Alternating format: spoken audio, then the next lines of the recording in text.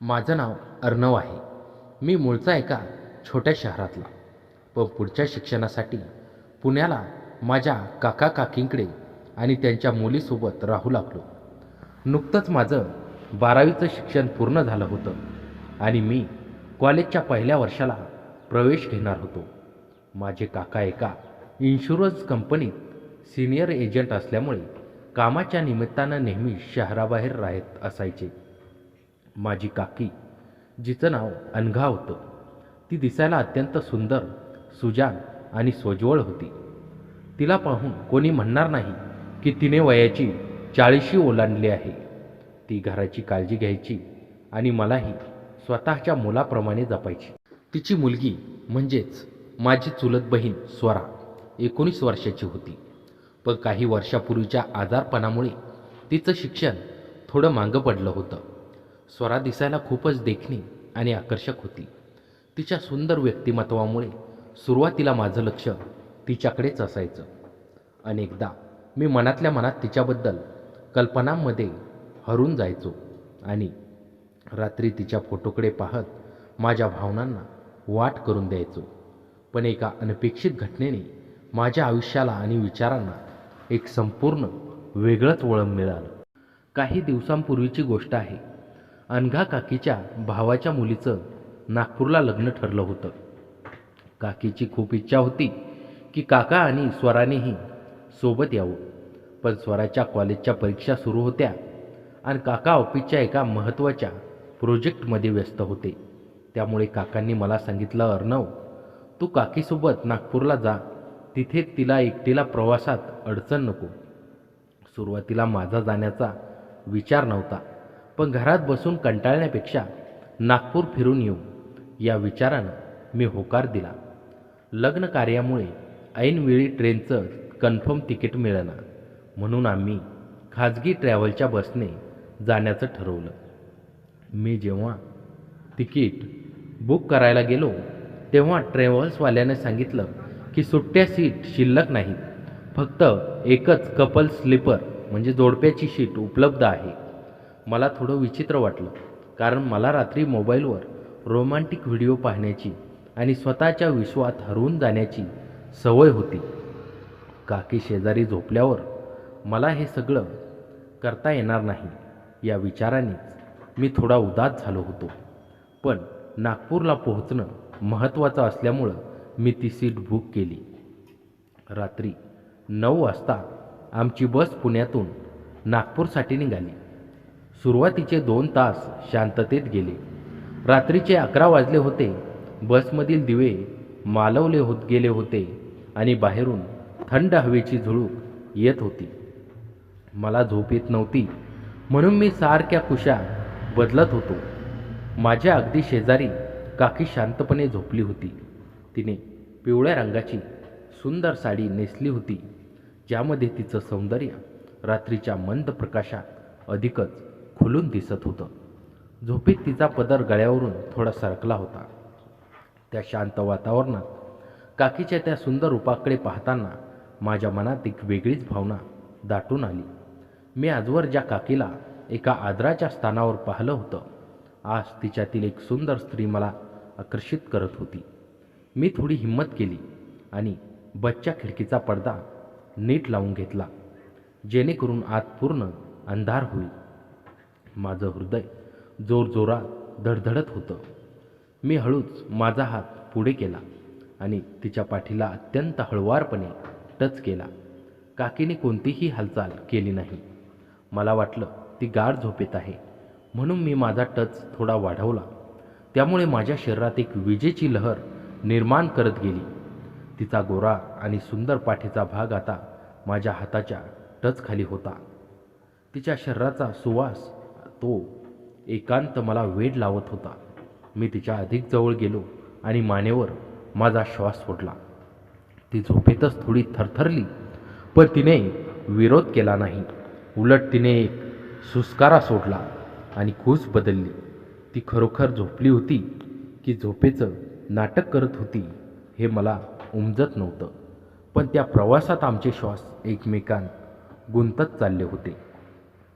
पहाटे 5 वाजता बस नागपूरला पोहोचली. धुक्याची चादर पसरली होती. काकीने डोळे उघडले आणि थेट माझ्याकडे पाहिलं. तिच्या डोळ्यात राग नव्हता, तर एक वेगळाच शांत आणि गूढ भाव होता. तिने आपली साडी सावरली आणि अत्यंत नैसर्गिक आवाजात विचारलं, अर्णव, रात्री झोप झाली नाही का रे तुझी? मी थोडा अडखळत म्हणालो, हो काकू, बसमध्ये नीट झोप नाही लागली. ती माझ्याकडे पाहून मंदपणे हसली. त्या हसण्यात बरंच काही दडलं होतं. एस टी स्टँडवर उतरताना तिने माझ्या खांद्यावर हात ठेवला आणि हळूच कानात म्हणाली, इथून पुढे जरा जपून वाग अर्णव. त्या एका वाक्याने माझ्या अंगावर काटा आला. मला समजलं की रात्री बसमध्ये जे काही घडलं ते तिला माहीत होतं, पण तिने ते एक गुपित म्हणून स्वीकारलं होतं. लग्नाच्या घरात प्रचंड गर्दी होती. दुपारी काकी तयार होण्यासाठी एका खोलीत गेली. काही सामान देण्यासाठी मी त्या खोलीत गेलो, तर ती आरशासमोर उभी राहून स्वतःला न्याहाळत होती. आरशातूनच तिने मला पाहिलं आणि म्हणाली, अर्णव, आत ये आणि दरवाजा लावून घे. बाहेर खूप गोंगाट आहे. मी दरवाजा बंद केला. खोलीत आम्ही दोघंच होतो. ती हळूहळू माझ्या जवळ आली. तिच्या अंगातून येणारा तो मोगऱ्याचा सुवास आणि तिचं ते रूप पाहून मी मंत्रमुग्ध झालो. तिने माझा हात हातात घेतला आणि माझ्या डोळ्यात पाहत म्हणाली, लहान मुलगा समजलं होते तुला, पण तू तर बराच मोठा झाला आहेस. बसमध्ये खूप अस्वस्थ होतास ना तू? भीतीची जागा आता तीव्र आकर्षणाने घेतली होती. तिने माझा हात आपल्या कमरेवर ठेवला. रात्री बसमध्ये तू जे धाडस केलंस त्याची शिक्षा काय असावी, असं म्हणत तिने स्वतःच मला घट्ट मिठी मारली. तिच्या त्यामुळे मी पूर्णपणे विरघळून गेलो. बाहेर लोकांची लगबग सुरू होती, पण त्या बंद खोलीत आमचं एक वेगळंच रोमांटिक जग तयार झालं होतं. तिने माझ्या गालावर एक हलकीशी चापट मारली आणि हसून आपली साडी सावरली. नागपूरचं लग्न आटोपलं आणि पुण्याच्या परतीचा प्रवास सुरू झाला. यावेळी मात्र मनात भीती नव्हती, तर एक हक्काची ओढ होती. पुन्हा तीच कपलशीट आणि तोच अंधार. यावेळी काकीने जांभळ्या रंगाची साडी नेसली होती. रात्रीचे बसचे दिवे बंद झाल्यावर तिने स्वतःहून माझा हात आपला हातावर ठेवला. झोप येत नाही आहे का अर्णव? तिने माझ्या कानापाशी येऊन विचारलं. तिचा उष्ण श्वास माझ्या मानेला स्पर्श करत होता. मी तिचा हात घट्ट पकडला आणि मिठीत ओढून घेतलं. तिनेही माझ्या खांद्यावर डोकं ठेवलं. बसच्या प्रत्येक धक्क्यासोबत आमची शरीरे एकमेकांना टच करत होती आणि शब्दांशिवाय आम्ही रात्रीचा तो रोमांटिक थरार अनुभवत होतो. पुण्यात आल्यावर सगळं पूर्ववत झालं. काका घरीच असल्यामुळे आम्हाला एकमेकांकडे बघायलाही मर्यादा येत होत्या, पण आमचे डोळे जेव्हा जेव्हा एकमेकांना भेटायचे तेव्हा त्या रात्रीच्या आठवणी ताज्या व्हायच्या. एक दिवस दुपारी काका बाहेर गेले होते आणि स्वरा तिच्या मैत्रिणीकडे अभ्यासाला गेली होती. घरात फक्त मी आणि काकी दोघंच होतो. ती सोफ्यावर बसून TV पाहत होती. अचानक तिने मला हाक मारली, अर्णव, जरा इकडे ये ना. माझ्या पाठीत खूप कळा येत आहेत. थोडं तेल लावून देतोस का? माझं हृदय जोरजोरात धडधडू लागलं. मी तिच्या मागे जाऊन बसलो. तिने साडीचा पदर बाजूला सारला. तिची ती गोरी मऊ पाठीची त्वचा पाहून माझे हात थरथरत होते. मी हातावर तेल घेतलं आणि तिच्या पाठीची मालिश करू लागलो. माझ्या स्पर्शाने तिच्या शरीरात एक शहारा आला. खूप छान वाटतंय अर्णव, ती हळूच पुटपुटली. माझा हात जसा जसा खाली सरकू लागला तिने माझा हात पकडला नाही. उलट मागे वळून तिच्या भुकेले नजरेने माझ्याकडे पाहिलं. अर्णव, नीट आणि जपून करायचं सगळं, असं म्हणत तिने मला स्वतःकडे ओढलं. त्या शांत दुपारी घराच्या बंद कोपऱ्यात आमचं ते गुपित नातं अधिकच बहरू लागलं. काही दिवसांनी काकांनी पुन्हा एकदा 2-3 दिवसासाठी शहराबाहेर जाण्याचं जाहीर केलं. आम्हाला वाटलं की हीच ती सुवर्ण संधी आहे. रात्रीचे 12 वाजले होते. स्वरा गाढ झोपली होती. मी हळूच माझ्या खोलीतून निघून काकूंच्या खोलीत गेलो होतो. ती मंद प्रकाशात माझीच वाट पाहत आरशासमोर बसली होती. मी मागून जाऊन तिला मिठीत घेतलं. नागपूरच्या प्रवासापासून सुरू झालेला तो प्रेमाचा सिलसिला आज एका वेगळ्याच शिखरावर पोहोचला होता. आम्ही बेडवर एकमेकांच्या मिठीत पूर्णपणे गुंग झालो होतो. बाह्य जगाचा आम्हाला पूर्ण विसर पडला होता. तिच्या शरीराचा सुगंध मला वेड लावत होता. पण नेमक्या त्याच अटातटीच्या क्षणी खोलीचा दरवाजा एकाएक जोरात उघडला गेला. गडबडीत आमच्याकडून दरवाजाचा कडीकोंडा नीट लागला नव्हता. तो फक्त लोटलेला होता. समोर काका उभे होते. त्यांच्या हातात बॅग होती आणि चेहऱ्यावर प्रचंड राग आणि संताप होता. त्यांनी जे पाहिलं होतं त्यावर त्यांचा विश्वास बसत नव्हता. काकीने घाईघाईने स्वतःला सावरलं आणि ती ढसाढसा रडायला लागली. मी देवाघरीचा झालो. माझं डोकं चक्रावून गेलं. हे काय चाललंय अर्णव? आणि अनघा तू माझ्याशी इतका मोठा विश्वासघात केला? काकांचा आवाज रागाने आणि दुःखाने थरथरत होता. काका पुढे आले आणि त्यांनी रागाच्या भरात माझ्या कानाखाली जोरात लगावली. ज्याला मी स्वतःच्या मुलासारखं मानलं त्यानेच माझ्या पाठीत खंजीर खुपसला. काकी काकांचे पाय धरून रडत माफी मागत होती. पण काका काही ऐकण्याच्या मनस्थितीत नव्हते. त्यांनी अत्यंत कठोर शब्दात मला सांगितलं, आत्ताच्या आत्ता या घरातून चालता हो. पुन्हा कधीच मला तुझं तोंड दाखवू नकोस.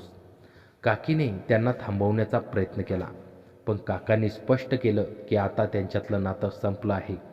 मी भरल्या डोळ्यांनी आणि अथांग अपराधाच्या भावनेने माझी बॅग भरली. ज्या पुण्यात मी मोठ्या आशेने शिक्षणाचं स्वप्न घेऊन आलो होतो तिथून मला अशा प्रकारे अपमानित होऊन बाहेर पडावं लागलं.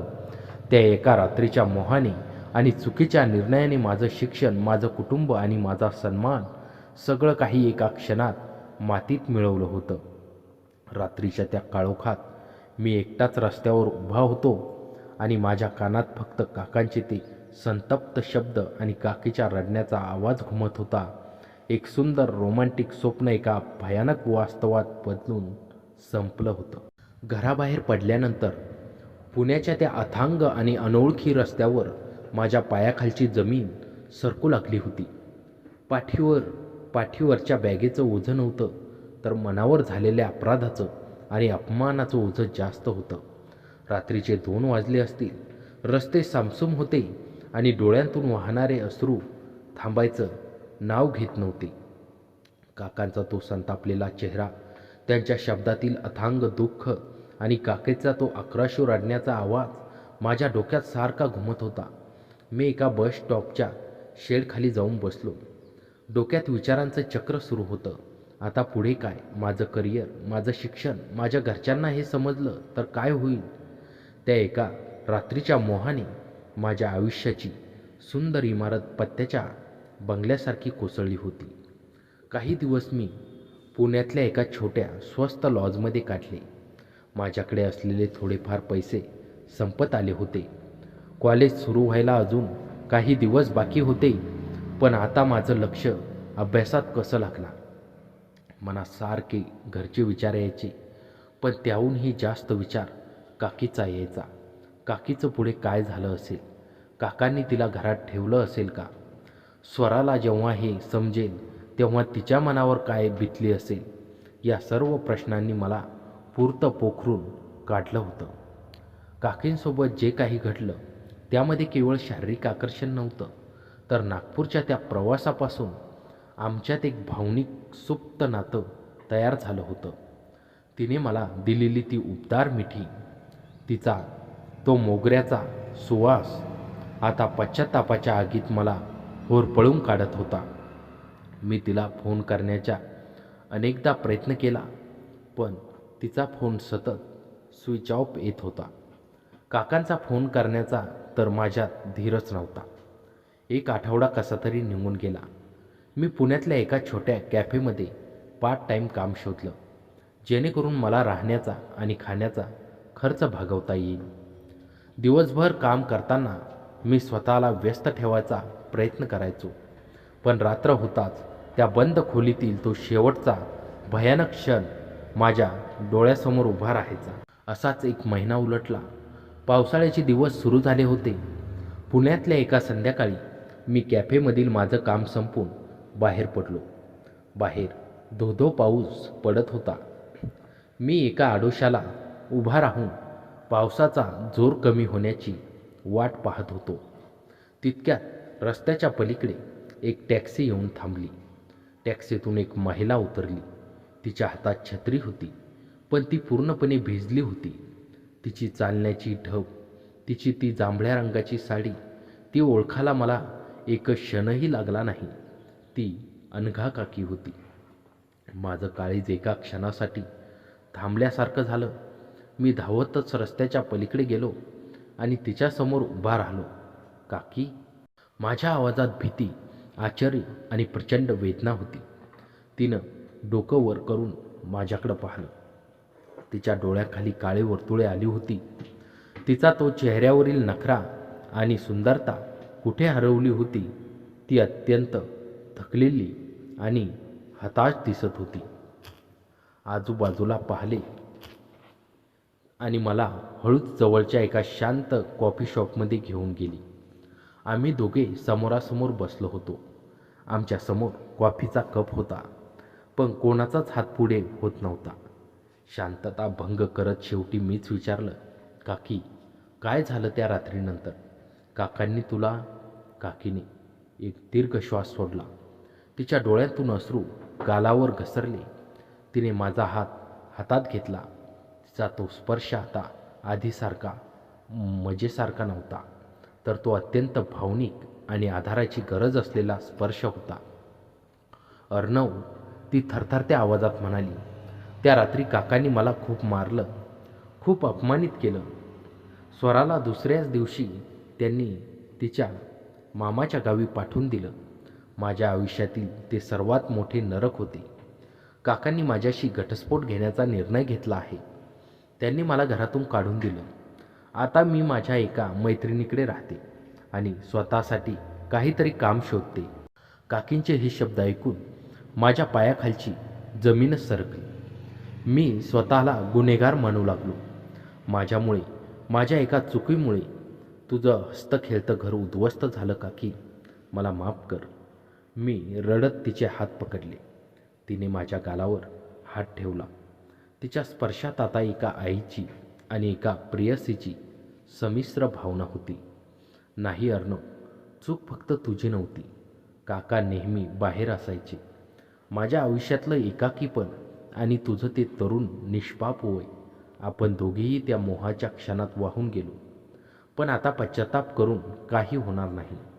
आपल्याला यातून बाहेर पडावं लागेल. त्या संध्याकाळनंतर आमचे भेटणे वाढू लागले.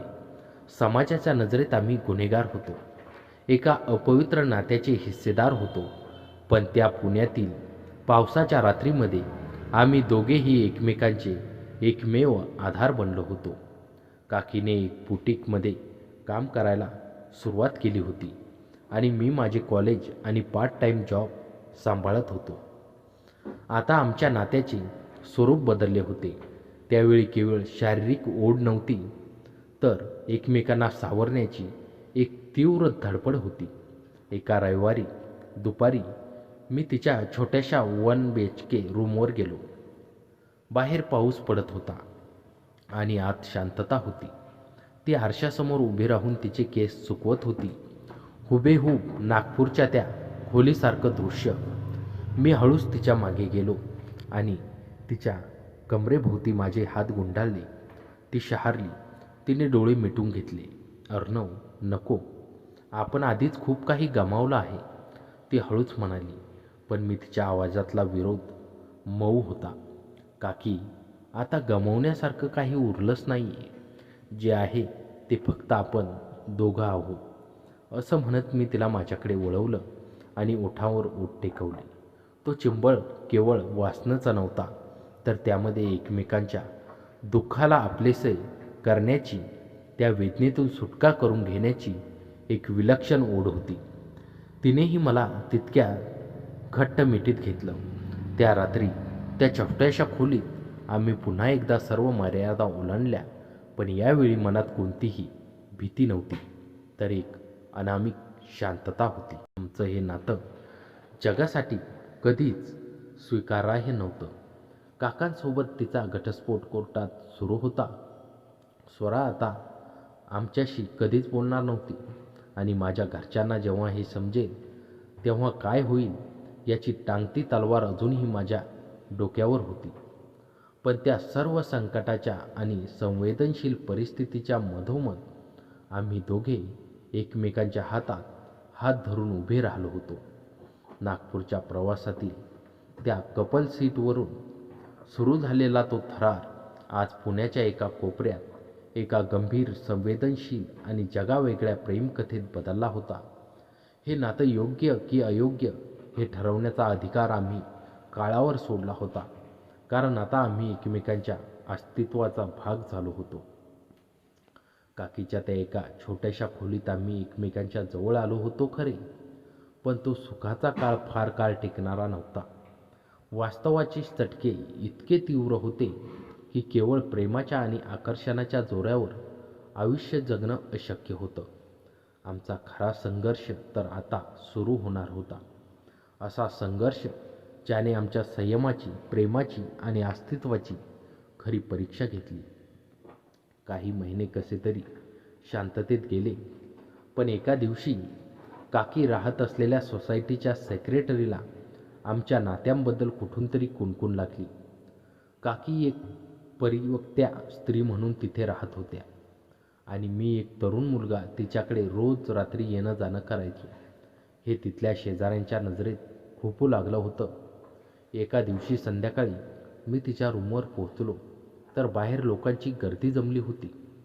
घरमालक काकीवर ओरडत होता, "बघा मॅडम, आम्ही तुम्हाला एकटी महिला म्हणून घर दिलं होतं, पण इथे हे असले धंदे चालणार नाहीत. तरुण पोराला घरात ठेवून काय चालवलं हे? संस्कृती बिघडते आमची. आत्ताच्या आत्ता घर खाली करा." काकी लोकांसमोर हात जोडून रडत होती.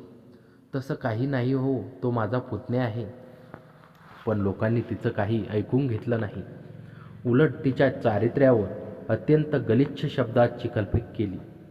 माझ्या रक्ताची एवढी उफळी फुटली होती की मला त्या घरमालकाचा गळा आवळावासा वाटत होता. पण काकीने माझा हात घट्ट पकडला आणि डोळ्यांनीच नकार दिला. आम्हाला त्या रात्री सामान भरून ते घर सोडावं लागलं. पुण्याच्या रस्त्यावर पुन्हा एकदा आम्ही दोघे बेघर झालो होतो. आता आर्थिक अडचणही वाढू लागली होती. काकी काम करत असलेल्या बुटीकच्या मालकाला जेव्हा तिच्या भूतकाळाबद्दल आणि काकांसोबत सुरू असलेल्या कोर्ट केसबद्दल समजलं तेव्हा त्याने तिला नोकरीवरून काढून टाकलं. माझ्या कॅफेमधील पगारात दोघांचं राहणं, खाणं आणि कॉलेजची फी भरणं अशक्य होऊ लागलं. आम्ही पुण्याच्या एका अत्यंत दुर्गम आणि स्वस्त भागात, जिथे पत्र्याचं शेड असलेली घरे होती, तिथे एक लहान खोली भाड्याने घेतली. उन्हाळ्यात ती खोली भट्टीसारखी तापायची आणि पावसाळ्यात छतातून पाणी गळायचं. त्या सुंदर आणि सुखासीन आयुष्य जगलेल्या अनघा काकीला अशा अवस्थेत पाहताना माझं मन आतून तुटायचं. आमचा संघर्ष इथेच संपला नाही. जो सर्वात मोठा अंगावर येणारा घाला होता तो अखेर पडलाच. माझ्या वडिलांना पुण्यात काकांसोबत काय घडलं आणि मी कुठे आहे याचा सुगावा लागला. एका दिवशी दुपारी मी खोलीवरच होतो. काकी बाजारात गेली होती. अचानक दरवाजावर जोरात थापा पडल्या. मी दरवाजा उघडला तर समोर माझे वडील आणि मोठे काका उभे होते. त्यांच्या चेहऱ्यावर संताप आणि डोळ्यातून निखारे पाझरत होते. वडिलांनी आत येताच माझ्या कानाखाली 2 लगावल्या. "नालायका, कुलकलंक निघाल्यास तू. तुला इथे शिकायला पाठवलं होतं की स्वतःच्या काकीसोबत काळे धंदे करायला?" मी मान खाली घालून उभा होतो. तितक्यात काकी हातात भाजीची पिशवी घेऊन आत आली. वडिलांना पाहताच तिच्या हातातील पिशवी खाली सांडली. मोठे काका तिच्यावर धावून गेले. "तुला लाज नाही वाटली अनघा? घराची लक्ष्मी होतीस तू आणि या पोराचं आयुष्य उद्ध्वस्त केलंस. स्वतःच्या मुलासारखा आहे तो." काकी खाली बसून रडत होती. "भाऊजी, माझी बाजू ऐकून घ्या." "काही ऐकायचं नाहीये. आजपासून तुझा आणि आमचा काहीच संबंध नाही. तू आमच्यासाठी मरून गेलीस. वडिलांनी मला हाताला धरून जोरात ओढलं. चल माझ्यासोबत गावी. या उलटेशी नाते ठेवले तर समाजात तोंड दाखवायला जागा उरणार नाही. पण मी माझा हात सोडवला. माझ्यात कुठून एवढी हिंमत आली मला माहीत नाही. मी वडिलांसमोर उभा राहिलो आणि म्हणालो, मी येणार नाही. चूक दोघांची आहे. मग फक्त शिक्षा येईलच का? हिचं घर तुटलं, समाजाने हिच्यावर थुंकलं. आता या जगात हिचं माझ्याशिवाय कोणीच नाही. मी हिची साथ सोडणार नाही. वडिलांनी माझ्याकडं एका जळजळीत नजरेनं पाहिलं. तर मग आजपासून तूही आमच्यासाठी मेलास. तुझ्यासाठीही या घराचे, संपत्तीचे आणि नात्याचे दरवाजे कायमचे बंद झाले. असं म्हणून त्यांनी काकीच्या तोंडावर थुंकले आणि ते निघून गेले. खोलीत फक्त आमचे हुंदके आणि पावसाचा आवाज शिल्लक राहिला. सर्व नाती संपली होती. आता आम्ही जगात पूर्णपणे एकटे होतो. पण या टोकाच्या संघर्षाने आमच्यातील नात्याला कमालीची परिपक्वता दिली. त्यातला उथळपणा, वासना सगळं निघून गेलं होतं. उरलं होतं ते फक्त एकमेकांसाठी जगण्याचं वेड. मी रात्रीची शिफ्ट करायला सुरुवात केली. दिवसा कॉलेज आणि रात्री सिक्युरिटी गार्ड आणि कॅफेमध्ये डबल काम करायचो. काकीनेही हार मानली नाही. तिने घरातच लोकांचे कपडे शिवून देण्याचं काम सुरू केलं. आमची ती पत्र्याची खोली आता आमचं जग बनलं होतं. एका रात्री मी काम करून पहाटे 3 वाजता खोलीवर आलो. खूप थकून गेलो होतो. अंग ठणकत होतं. खोलीत मंद दिवा जळत होता. काकी अजूनही जागीच होती. ती मशीनवर कोणाची तरी कपडे शिवत होती. मला पाहताच तिने काम थांबवलं. तिच्या चेहऱ्यावर थकवा होता. पण माझ्याकडे बघून तिच्या ओठांवर जे हसू आलं त्याने माझा सगळा थकवा पळून गेला. तिने मला अंथरुणावर बसवलं आणि गरम तेलाने माझ्या पायाची मालिश करायला सुरुवात केली. अर्णव, खूप त्रास होतोय ना रे तुला माझ्यामुळे? तुझं हसतं खेळतं आयुष्य मी माझ्या मोहापायी खराब केलं. तिच्या डोळ्यातून अश्रू खाली तेलाच्या थेंबात मिसळले. मी तिचा हात पकडला आणि तिला माझ्याकडे ओढून घेतलं. तिचं डोकं माझ्या छातीवर घेतलं. अनघा, मी पहिल्यांदाच तिला काकी न म्हणता तिच्या नावाने हाक मारली होती. आता मागे वळून बघायचं नाही. नागपूरच्या बसमध्ये जे घडलं ते कदाचित चुकीचं असेल. पण आज या संकटात तू जी माझ्या पाठीशी उभी आहेस ते माझं खरं प्रेम आहे. मी तुला कधीच अंतर देणार नाही. तिनं डोकं वर केलं. तिच्या डोळ्यात आता दुःखासोबतच एक वेगळीच रोमॅन्टिक चमक होती. तिने तिचे हात माझ्या गळ्याभोवती टाकले. त्या पत्र्याच्या खोलीत जिथे बाहेर जगाचा विरोध आणि गरिबी थैमान घालत होती तिथे आम्ही एकमेकांच्या ओठावर ओठ ठेवून एका वेगळ्याच शांततेचा अनुभव घेतला. आमचे ते चुंबन, तो स्पर्श आता कोणत्याही गुन्ह्याचा भाग नव्हता, तर तो 2 एकाकी जीवांच्या अस्तित्वाचा हुंकार होता. तिने आपलं सैल केलं आणि त्या रात्री त्या गरिबाच्या छताखाली आम्ही एकमेकांत विरघळून गेलो. आमचा संघर्ष थांबला नव्हता, पण त्या संघर्षाशी लढण्याची ताकद आम्ही एकमेकांच्या मिठीत शोधून काढली होती. आम्हाला माहीत होतं की पुढचा रस्ता खूप खडतर आहे. कोर्टाच्या पायऱ्या झिजवायच्या आहेत. शिक्षण पूर्ण करायचं आहे. पण आता आमच्या मनात कोणतीही भीती नव्हती. आम्ही जगाच्या नजरेत दोषी होतो, पण एकमेकांच्या नजरेत संपूर्ण जग होतो. संघर्षाचे दिवस सरत होते, पण काळ कोणासाठी थांबत नाही. पुण्याच्या ज्या पत्राच्या खोलीतून सुरू झालेली आमची अस्तित्वाची लढाई आता अशा एका वळणावर आली जिथे आम्हाला केवळ जगाचं नव्हतं, तर आमच्या या जगावेगळ्या नात्याला एक अर्थपूर्ण शेवट द्यायचा होता. समाजाचे टोमणे, गरिबी आणि कौटुंबिक बहिष्कार या सगळ्या धुळीतून आम्हाला स्वाभिमानाने वर यायचं होतं. पुढची 2 वर्षे आम्ही एखाद्या तपस्व्यासारखी काढली. मी दिवसा कॉलेज करायचो आणि रात्री कामावर जायचो. अनघाने तिच्या शिवणकामाच्या कौशल्याला अधिक व्यावसायिक रूप दिलं. तिने शिवलेले कपडे आपापसातल्या महिलांना खूप आवडू लागले होते. त्यामुळे हळूहळू घरगुती ग्राहकांची संख्या वाढली. आम्ही अत्यंत काटकसरीने पैसे साठवले. माझं पदवीचं ग्रॅज्युएशन पूर्ण झालं आणि माझ्या प्रामाणिकपणामुळे आणि कष्टाळू वृत्तीमुळे मला पुण्यातल्याच एका चांगल्या नामांकित लॉजिस्टिक कंपनीत ज्युनियर एक्झिक्युटिव्ह म्हणून नोकरी मिळाली. ज्या दिवशी मला माझं पहिलं जॉईनिंग लेटर मिळालं त्या दिवशी मी थेट अनघाच्या बुटीकवर गेलो, जे तिनं एका छोट्याशा भाड्याच्या दुकानात नुकतंच सुरू केलं होतं. तिच्या हातात ते लेटर ठेवताना माझ्या डोळ्यात अश्रू होते. तिनं ते लेटर आपल्या कपाळाला लावलं. अर्णव, माझ्या आयुष्यात आलेलं वादळ शांत करून तू मला पुन्हा एकदा जगण्याची उमेद दिलीस. ती गदगद नजरेने म्हणाली, आम्ही आता केवळ मोहाच्या क्षणात वाहून गेलेले दोन जीव नव्हतो, तर एकमेकांना शून्यातून उभे करणारे खरे जोडीदार बनलो होतो. काही दिवसातच काका आणि अनघाचा कोर्टातील घटस्फोटाचा खटलाही अधिकृतपणे पूर्ण झाला. काकांनी पोटगी देण्यास नकार दिला होता, पण अनघाने स्वतःहूनच सांगितलं की मला त्यांच्याकडून एक रुपयाही नको. मी स्वावलंबी आहे. स्वरा तिच्या आयुष्यात पुढे निघून गेली होती. तिने आमच्याशी सर्व संबंध तोडले होते, ज्याची वेदना अनघाच्या मनात कायम होती, पण तिनं ते वास्तव्य स्वीकारलं होतं. माझ्या नोकरीला 1 वर्ष पूर्ण झाल्यावर मी आणि अनघाने कोर्ट मॅरेज करण्याचा निर्णय घेतला. आमच्या लग्नाला कोणीही नातेवाईक येणार नव्हते, ना कोणाचा आशीर्वाद मिळणार होता.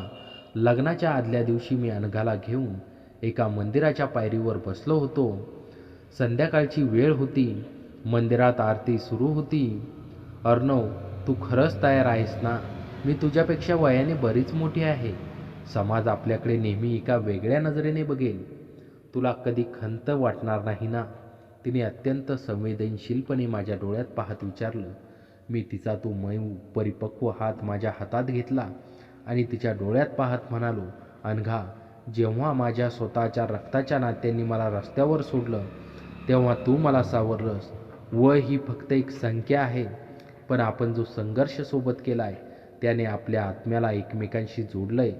समाजाची पर्वा मी तेव्हा सोडली होती जेव्हा मी तुझा हात धरला होता.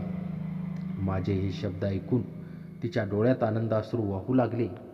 तिने माझ्या खांद्यावर डोकं ठेवलं. त्या शांत संध्याकाळी मंदिराच्या घंटानादात आमच्या नात्याला एक पवित्र आणि अर्थपूर्ण मंजुरी मिळाल्याची अनुभूती आम्हाला झाली. दुसऱ्या दिवशी आम्ही अत्यंत सावधपणाने कोर्टात जाऊन कायदेशीररित्या विवाह केला. आता ती माझी काकी नव्हती, तर अधिकृतपणे माझी पत्नी अनघा अर्णव कुलकर्णी झाली होती. लग्नानंतरची काही वर्ष वेगाने निघून गेली. आम्ही पुण्याच्या एका चांगल्या उपनगरात स्वतःचं एक छोटं पण सुंदर हक्काचं घर विकत घेतलं. अनघाचं बुटीक आता खूप चांगलं चाललं होतं आणि माझ्या कंपनीत माझी मॅनेजर पदावर निवड झाली होती. आमचे आयुष्य आता स्थिर स्थावर झाले होते. एका हिवाळ्याच्या रात्री आमच्या घराच्या बाल्कनीत आम्ही दोघे कॉफी हातात घेऊन बसलो होतो. बाहेर पुण्याची तीच थंड हवेची झुळूक येत होती, अगदी तशीच जशी काही वर्षापूर्वी नागपूरच्या त्या बस प्रवासात आली होती. अनघाने त्या जांभळ्या रंगाची साडी नेसली होती जी तिने त्या परतीच्या प्रवासात नेसली होती. तिचं सौंदर्य आता अधिक शांत, प्रगल्भ आणि आदरयुक्त दिसत होतं. तिने आपली साडी सावरली आणि आरशासारख्या चमकणाऱ्या काचेच्या खिडकीबाहेर पाहत विचारला, अर्णव, काय विचार करतोयस? मी तिच्या जवळ गेलो, कॉफीचा कप बाजूला ठेवला आणि तिला मागून मिठीत घेतलं. तिचा तो मोगऱ्याचा सुवास अजूनही तसाच होता, ज्याने मला एकेकाळी वेड लावलं होतं. मी तिच्या मानेवर हळूच ओठ टेकवले. ती शहारली आणि मंद हसली. मी विचार करत होतो की नागपूरचा तो बस प्रवास, ती कपलशी, ती बंद खोली, तो काकांचा राग, तो घरच्यांचा वज्राघात, जर हे सगळं घडलं नसतं तर आज आपण इथे या वळणावर नसतो.